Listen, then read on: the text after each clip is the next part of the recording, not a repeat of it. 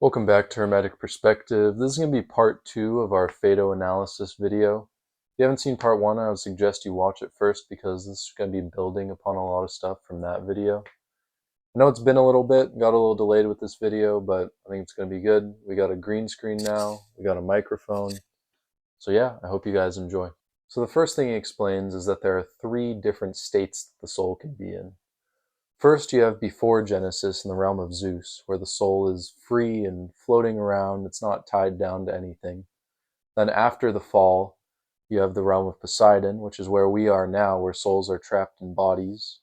Then there's the realm of Hades, which comes after the death of the body, and is where the soul is judged and given its next fate. It can either be returned back to the realm of Poseidon, liberated to the realm of Zeus, or it can stay in the realm of Hades. When the body dies in the realm of Poseidon, the soul is sent to be judged in the realm of Hades, right? So a lot of times what will happen is that the soul is not thoroughly purified during the person's life. It's very hard to do this. That's what philosophers are trying to do, but most of the time it can't happen, right? So souls are going to have to go to Tartarus in Hades and be purified further. It's not a good place, but ultimately it's not hell in the Christian sense, which a lot of people try to conflate it with. It's more a place where your soul is going to be further separated from worldly things, and eventually it's going to be able to go back to the realm of Zeus, or possibly be put back to the realm of Poseidon if it's not able to be purified fully. So the next point that Damamscius really emphasizes in his commentary is the concept of guardian spirits. There's basically emanations of the gods, who themselves are emanations of the One, who are sent down to help souls on their path to purification. It's kind of a strange concept, and it doesn't seem super important to the rest of his philosophy. It seems like it's more a detail than a core concept. It basically explains that these gods and these guardian spirits are responsible for souls in different levels of descent. So a soul up in the ethereal realm will get a more important, more purified guardian spirit, and those in the lower realms will get less purified, lower guardian spirits. Next, we learn about how our souls are going to be judged. Now, Damamscius explains that there are different judges for each type of soul, and he explains that these judges sit between the heaven and the earth in a realm called the ether, kind of an in-between place where they can send you either down or up. And he says that even something like a droplet of water has a soul which is going to be judged by that particular type of judge. Now, this would imply that even inanimate objects have a soul which goes through a cycle of rebirth and gets judged. And while it may seem strange, it does make sense because even something like a piece of wood, a rock, is an emanation of the One. So I don't see why it wouldn't be imbued with some kind of spiritual energy. Damamscius then explains that after being judged, most souls are sent directly back into a body in the realm of Poseidon, where we are now. It's because most people in their lives don't make an effort to purify their soul, and so there's no way for them to get to the next level. Some are selected to go to Hades, where they are further purified and eventually able to go to the realm of Zeus. It's extremely rare for any soul to be purified enough in life to go directly to the realm of Zeus without going to Hades or back to the realm of Poseidon. This gets back to our point that the realm of Hades is not really a bad place like the Christian concept of hell or in other religions. It's a place where you're further purified, and while it may be difficult, ultimately it's better than being sent back into the cycle of reincarnation, because if you stay long enough in Hades, you will eventually be able to move on. Just a little quick diversion here is that Socrates makes an interesting point that the soul cannot remain submerged or elevated forever. What he means here is that it's constantly in a state of flux, and this makes sense, because the only thing that can be solid and unchanging is the One. Everything else, which is emanations of the One, are naturally going to be in chaos to some degree or other. What he's saying is that if you get to the highest level, or you get to the lowest level of where a soul can be, things are going to change. There's really nothing you can do to stay somewhere forever. And I think the reason he says that is just to emphasize the difference between the soul and the One, no matter how much hubristic enlightenment the soul gets. Now, this next part is where Damamscius' commentary gets a little complicated. A lot of what he says here is not really in the Phaedo. He makes some shaky connections to justify why it's Plato's words, but really it's not. It's Neoplatonic doctrine, probably coming from Proclus, but it's really fascinating, and I think that it adds a lot to the dialogue itself. Now, we already have the division of reality into 3 realms, right? The realm of Hades, the realm of Poseidon, the realm of Zeus. What Damamscius does here is that he divides each of these 3 realms into 3 more realms, so you get a total of 9. and he lays out how a soul can move from each level to the next and further be purified until getting to the final realm and obviously reunification with the One. So let's begin by explaining the roads that go through the realm of Hades. So your soul is judged, you're walking down the road down to Hades, and then you come to a fork. There are three paths. Your paths you can go down are the roads to Acheron, the one to Cocytus, and the one to Pyriphlegethon. These rivers, which are meant to purify your soul in Hades, correspond to different cardinal directions and to the elements. Pyriphlegethon corresponds to fire in the east, Acheron to air in the south, and Cocytus to the earth in the west. Obviously, this leaves one missing river, which is Oceanus, which corresponds to water in the north. The reason Oceanus is not included with the other three rivers is because it is not a purifactory river. Socrates describes it as more of a waiting room to be deposited into the other rivers. So from this classification with the elements, we can tell that Pyriphlegethon and Acheron are the superior rivers, even though they all serve the same purpose, because they correspond to the superior elements, air and fire, while Cocytus corresponds to earth. Regardless of that slight hierarchy, all three of these rivers really do the same thing. They purify your soul. It's just that Cocytus probably is for people whose soul is more attached to worldly things, whereas Pyriphlegethon is for those who are less attached, need less time in the river. Next, we can discuss the middle road leading back to the realm of Poseidon. Your choices here, well, not really choices, where you get to go, is the paths to air, water, and earth. Fire is not included here because it is above the realm of Poseidon, being Zeusian in nature, and not possible in this realm. Air is the highest of this realm, and it's the best path to take while still being stuck in Genesis. Next is water and then earth. And something that occurred to me while reading this was that the ranking goes air, water, earth. That corresponds to the states of matter: gas, liquid, solid. Gas is obviously the most free. The molecules are furthest from each other and able to move around however they want. Liquid is the middle, and then solid is the most constrictive. Everything is contained and unable to move. Now, when you think about the soul, what is the nature of the soul? It's non-corporeal, but it's trapped in a solid corporeal body. I think that the air part most definitely corresponds to the pneumatic body, which we talked about in the last video. That's basically the state that the soul gets to once it gets purified enough from the realm of the earthly body. It's a gaseous being that lives in the upper reaches of the earth, still in the realm of Poseidon. But I think that's what the air corresponds to. Not exactly sure what water corresponds to. Maybe we are water and something below us is earth, because we do have a lot of liquid in our body. We're mostly made up of liquid. The next road is the road to the realm of Zeus, which is really the most interesting one.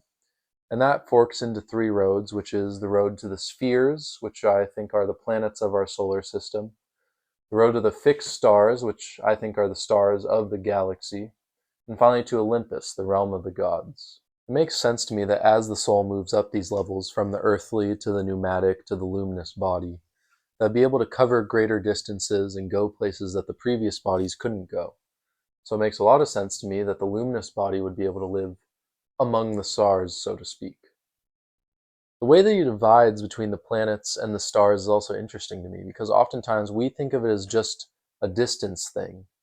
But the fact that it's two separate realms implies that there's some kind of physical and spiritual barrier between the planets of our solar system and, say, the next star over. Now, this also makes sense when you think about what makes something closer to the one, being more simplistic, being more unitary. The one is the ultimate unitary, and the human body on Earth is the ultimate divided. So, when you have a star which is made up of only two elements really, hydrogen and helium, you have planets which are made up of tons of different elements: iron, aluminum, silicon. Look at iron. It's made up of 26 protons and electrons. It's infinitely more complex than the hydrogen which the sun and other stars are made out of. Increasing complexity is the sign of descent, and dividedness of an iron atom is clearly further from the monadic unity of the one than the hydrogen atom, which contains only a single proton and electron. We know that the pneumatic body is below the luminous body, and that pneumatic body is made up of gas, just like the gas giants. Now, the pneumatic body is outmoded by the luminous body, which is composed of light. It is more free, and it has shed even more attributes of Genesis which interfere with the soul's purifactory journey. Luminous body to me sounds an awful lot like plasma. It is still technically corporeal, but is freer than gas. It illuminates things around it. It is simpler than even gas, with molecules more spaced out and less compacted. I believe that the plasma state of the stars corresponds to this body and is a level above the gas giants, which characterize the realm of the gaseous body. I'd further argue that the terrestrial planets like Earth are not involved in the spheres mentioned here, as they correspond to the realm of Poseidon, and we are presently on them in Genesis.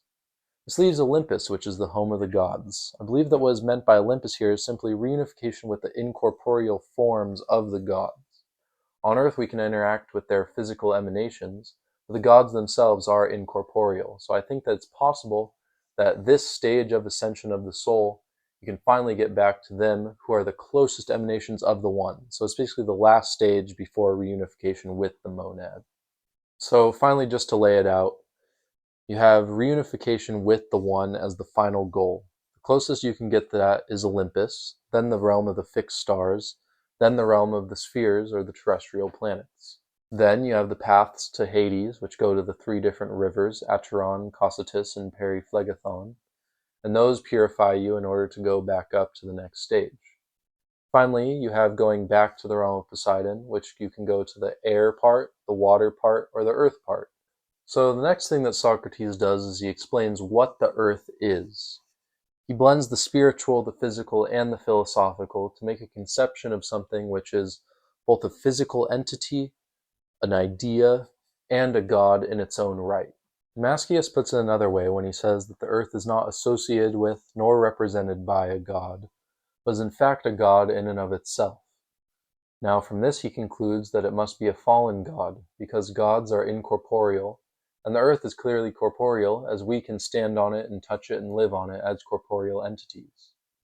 The way he explains this is that the earth must be the soul of a god trapped in a physical body, just as our souls are trapped in our physical bodies, just on a larger scale. This would imply that the earth itself is undergoing its own cycle of purification and rebirth, just as we are. It brings up a really interesting point when you combine it with the idea of inanimate objects going through this same cycle which we discussed earlier. It seems to mean that this process is not unique to humanity, but is in fact happening all around us at all times to everything.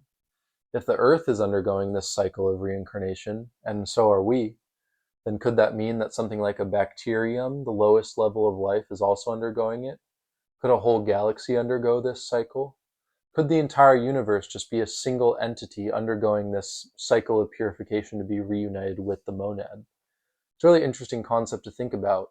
And I think it makes sense in the context of Neoplatonism, as everything is an emanation of the One. So everything should be going through this same process, even if it seems dead, it's a rock, whatever. I think that as an emanation of the One, everything should be theoretically going through this cycle of purification to be reunited with the One. Now, Socrates tells us the three most important characteristics of the earth are that it is the center of the universe, that it's spherical, and that it does not move. Now, we may look at this with modern glasses and say that he's completely wrong, we shouldn't take this part seriously, but I think that if you look at it another way, we can actually justify these claims. When he says that the Earth remains stationary, maybe he doesn't mean that it doesn't move at all, because we know it orbits around the sun, and that the galaxy moves and that it orbits around the galaxy. Maybe he means that when it orbits, it's staying in the same general area. It's not just going off on its own on a linear, straight path away from the solar system. When he says that it's the center of the universe, in a way, this actually has been proven, because the universe is constantly expanding. So that means that every point in the universe could theoretically be thought of as the center of the universe. There's no way to actually find the real center, so it's completely possible that things are expanding out from the Earth, although it's unlikely, but you never know.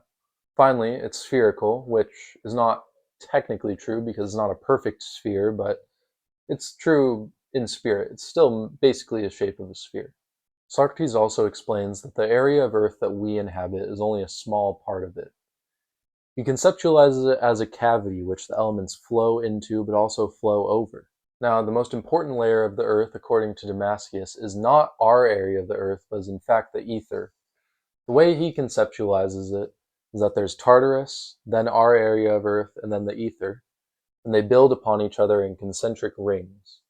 So Tartarus would be the smallest, and then our area is a little larger, and the ether is the largest area of the earth and is also the true earth. Damamscius says this is where the most beautiful and perfect inhabitants live, the pneumatic bodies. That's the best you're going to get while still being in the realm of Genesis. An interesting detail that Damamscius mentions is that the pneumatic bodies are going to be more long-lived than our bodies here on Earth, because they're more simple, closer to the one. He also says that in pneumatic society, in the ether, there's going to be parallels to everything on Earth. So there will still be food there, but it's just going to be different. He brings up the example of Aristotle's man who persists only on sunbeams and dust particles. He says that this is something like what the pneumatic bodies will be persisting on. The most important function of Tartarus is containing the Titans. As we discussed earlier, the Titans are the principle of disunity. They are the ones who originally disunited the monadic Dionysus Zagreus. They're the principle which keeps our bodies down here in this chaotic state. Therefore, it makes sense that they would be housed in the lowest possible part of Earth, the lowest part of the lowest realm, and that's Tartarus. Complete chaos, complete disunity, zero organization, that's Tartarus. Tartarus is similar to the Earth in that he is not just a place, but a god. Obviously, the soul of a god trapped in a physical place, just like the Earth is, because even someone like Tartarus, however horrible he may be, should be incorporeal, but that soul is trapped in this deep, dark place. Now, Tartarus has children. These are Typhon, Echidna, and Python. They also operate within Tartarus. Typhon creates the violent oscillation and motion of the place. Echidna is an avenging force, chastising rational souls. And Python is the guardian of the fumes which are released throughout Tartarus, causing chaos and obstruction. They represent three attributes of dividedness and work against monadic unity. So there are also bodies which reside in Tartarus. There are beings down there. And it's just like the ether, where it's a parallel of our society, just on a lower level, whereas the ether is a higher level. I think this pretty much confirms that we as humans are in the water part of the forks in the road to the realm of Poseidon. Tartarus would be the earth, we would be the water, and the ether would be the air. The final part of Damamscius' commentary is him giving us one last explanation of the 9 layers of reality. Obviously, like we said at the bottom, you have Tartarus, which corresponds to the earth in the realm of Poseidon. Then you have the realm of man, which corresponds to the water in the realm of Poseidon. Then you have the ether, which corresponds to the air in the realm of Poseidon. From here, you move to the 3 rivers of Hades, the Acheron, the Cocytus, and the Periphlegathon. These rivers purify you and get you ready to move up to the next stage, which is the realm of Zeus. They're not somewhere you stay. Now you move up to the realm of Zeus, you have the realm of the spheres, the planets, the realm of the fixed stars, and then the supramundane region where there are only incorporeal bodies, the realm of Olympus. It is only from this final realm, the realm of Olympus, where you're reunited with the gods, the closest emanations of the One, which you can actually finally purify yourself to the point where you can be reunited with the monad. And with that, Socrates has said his piece. He has explained his argument for the immortality of the soul, and he's explained to his students what happens after you die. And he drinks the hemlock, and he dies, and the Phaedo ends. So thank you for watching. I hope you guys enjoyed. This is really fun to make. I know it was a little bit of time between uploads, but I think they're going to be a little more frequent now. I just got a little busy. And I'm pretty excited for the next one because it's going to be on the Republic. And we have the Republic here. We have Proclus's commentary on the Republic here. I think it's going to be really exciting. It might be more than 2 videos, maybe 3 or 4 videos, because the Republic's just longer, more concepts to get into. But I think it's really going to be good, and I hope you guys will tune in, and I hope you'll enjoy. And yeah, thanks for watching.